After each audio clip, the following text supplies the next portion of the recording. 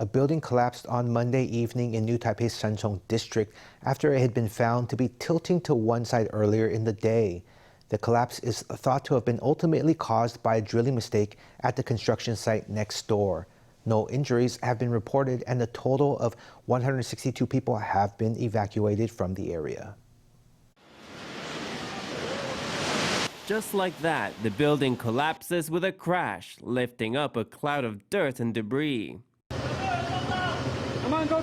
You can barely see a few feet in front of you from the thick dust in the air. Just moments ago, an apartment building stood on the street. Now, it's just a pile of rubble. I was so scared and nervous seeing the building coming down. My family was still at home and they were so worried. Outside, we were all anxious and crying.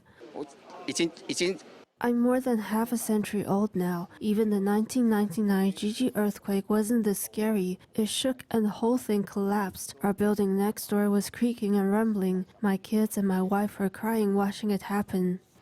The building that collapsed was number 184 on Liujiang Street in Sanchong. It had been found to be leaning hours earlier and finally came down at 8:49 on Monday evening.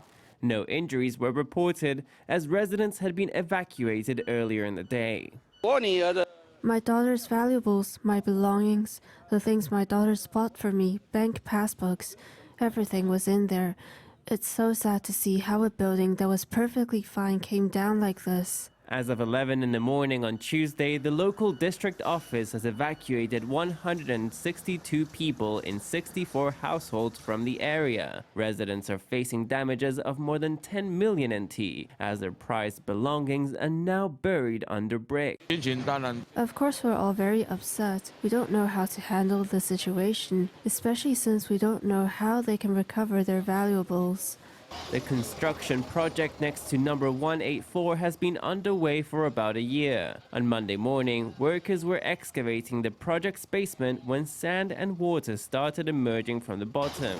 The rising water level and wide gap between retainers hollowed out the foundation of the buildings on both sides, causing them to tilt toward the construction site. Though measures were taken in an attempt to alleviate the situation, the wall support proved to be insufficient, causing one of the buildings to collapse without a warning in the evening.